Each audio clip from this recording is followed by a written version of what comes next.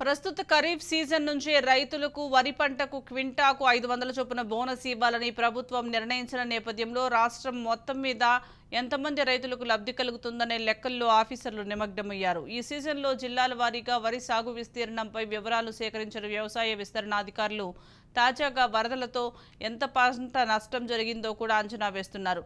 నికరంగా సాగులో ఉన్న వరి విస్తీర్ణం లెక్కలను తేల్చి ఈసారి దిగుబడి ఎంత రావచ్చనే స్పష్టతపై విశ్లేషణలు మొదలుపెట్టారు.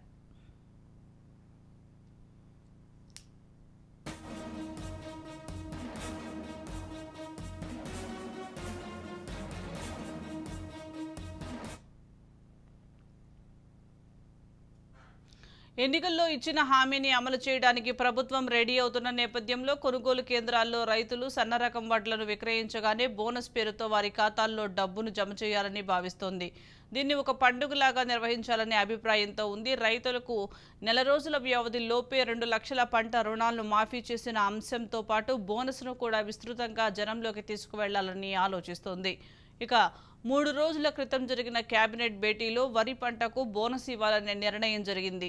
ఈ ఖరీఫ్ సీజన్ నుంచి అమలు చేయాలనే నిర్ణయాన్ని తీసుకున్నందున 2.5 కోట్లు ఖర్చు కావచ్చని అంచనా వేసింది. ఈ మేరకు కేటాయింపులు చేయడానికి ఆర్థిక శాఖకు ఆదేశాలు జారీ చేసింది.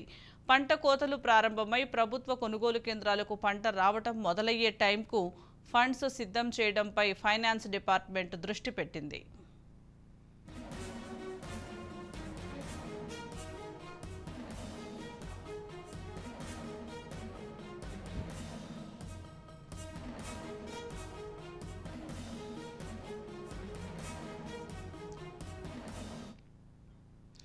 ఒక్కో ఎకరాకు సగటున 20 క్వింటాళ్ల మేర పంట దిగుబడి వస్తుందన్న అంచనాతో రైతులకు రైతు భరోసా పేరుతో వచ్చే నిధులతో పాటు బోనస్ రూపంలో అదనంగా 10,000 రూపాయల చొప్పున అందుతాయన్న అంచనాలు రైతాంగంలో మొదలయ్యాయి. రైతులు సాగు చేస్తున్న విస్తీర్ణంలో సన్నాలు, దొడ్డు రకాలపై అగ్రికల్చర్ ఎక్స్టెన్షన్ ఆఫీసర్లు ఆరా తీయటం మొదలుపెట్టారు. దీంతో సన్నాలు దిగుబడి ఎంత ఉండొచ్చు, వారికి బోనస్ రూపంలో ఎంత ఇవ్వాల్సి ఉంటుంది, రాష్ట్ర వ్యాప్తంగా ఎంతమంది రైతులకు ప్రయోజనం కలుగుతుంది, వీటిపై అంచనాలు మొదలయ్యాయి. పౌర సరఫరాల శాఖ మంత్రి ఉత్తమ్ కుమార్ రెడ్డి అంచనా ప్రకారం ఈసారి ఖరీఫ్ సీజన్లో దాదాపు 1.5 టన్నుల మేర వరి దిగుబడి ఉండొచ్చు. ఇందులో దాదాపు 80 లక్షల టన్నులు ప్రభుత్వం కొనుగోలు కేంద్రాలకు విక్రయం కోసం వస్తాయని, మిగిలింది రైతులు కుదుర్చుకున్న ఒప్పందం ప్రకారం లేదా ఇతర కారణాల రీత్యా మిల్లర్లకు అమ్ముకుంటారని ఆ శాఖ అధికారులు అంచనా వేశారు.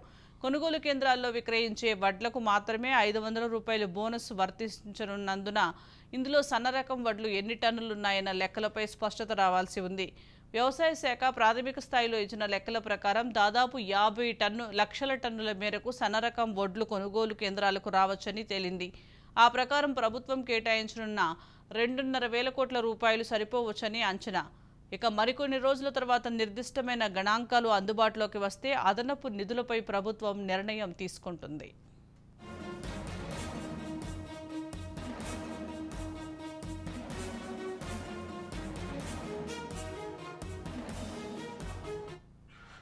కొనుగోలు కేంద్రాలకు వచ్చిన తర్వాత మిల్లింగ్ చేసి రేషన్ కార్డులకు జనవరి నెల నుంచి ఇవ్వనున్న సన్నబియ్యం కోసం కొంత కేటాయించాల్సి ఉంటుంది.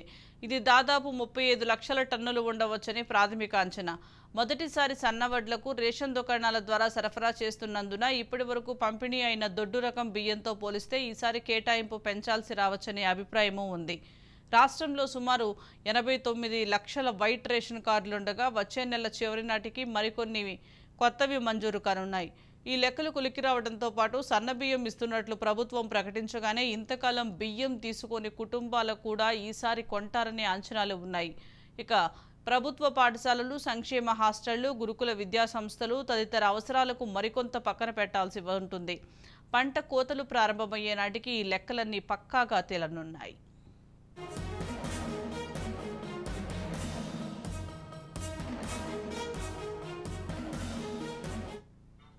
ఇక ఇప్పటికే 2 లక్షల రుణమాఫీ చేసి రైతుల్ని రుణ విముక్తుల్ని చేశామని ప్రభుత్వం ప్రకటించగా వడ్ల బోనస్తో మరింతగా ప్రచారం చేసుకోవడానికి అవకాశం లభిస్తోంది.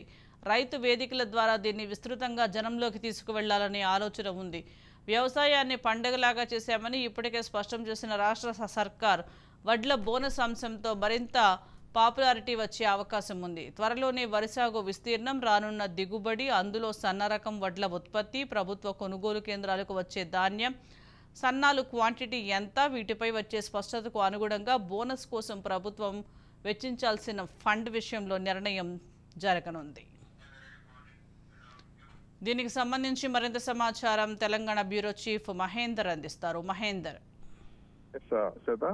మొదటి తెలంగాణ రాష్ట్ర ప్రభుత్వం రైతు ప్రభుత్వం అనేటట్టుగా ఇటు బడ్జెట్ లో ఎక్కువ ప్రాధాన్యత ఇవ్వడం, అలాగే ఇప్పటికే 2 లక్షల రైతు రుణమాఫీ ఇచ్చింది. మరి ఇప్పుడు కొత్తగా రైతులకు ఈ ఖరీఫ్ సీజన్ రైతు నుంచి రైతులకు వరి పంటకు కింటాకు 500 చొప్పున బోనస్ ఇవ్వాలన్నట్టుగా ప్రభుత్వం అయితే నిర్ణయించింది.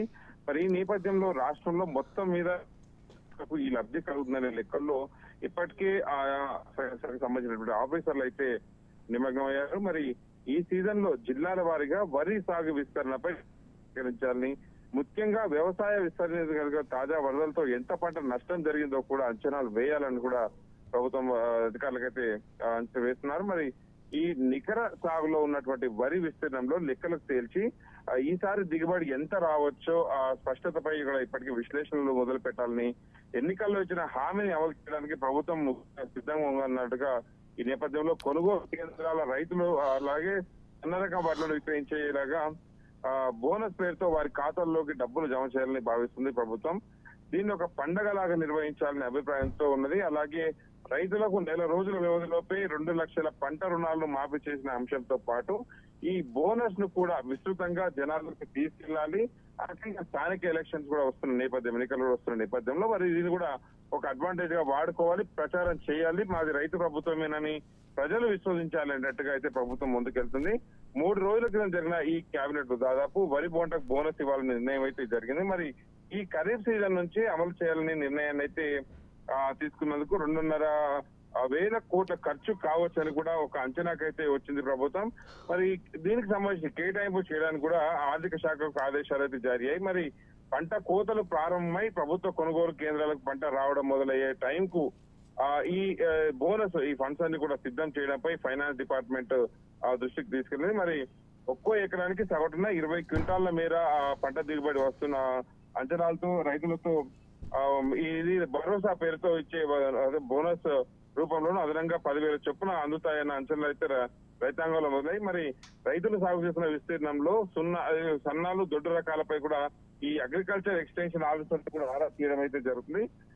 మొత్తానికి పౌర సరఫరాల మంత్రి ఉత్తమ్ కుమార్ రెడ్డి అంచనా ప్రకారం ఈసారి ఖరీఫ్ సీజన్ లో దాదాపు 80 లక్షల టన్నుల ప్రభుత్వం ఈ వరి కొనుగోలు చేస్తున్నట్టుగా. సో మొత్తానికైతే రైతులకు మా అయితే గుడ్ న్యూస్ అదే చెప్పొచ్చు. ఇదంతా కూడా అమలే. Right, thank you Mahender.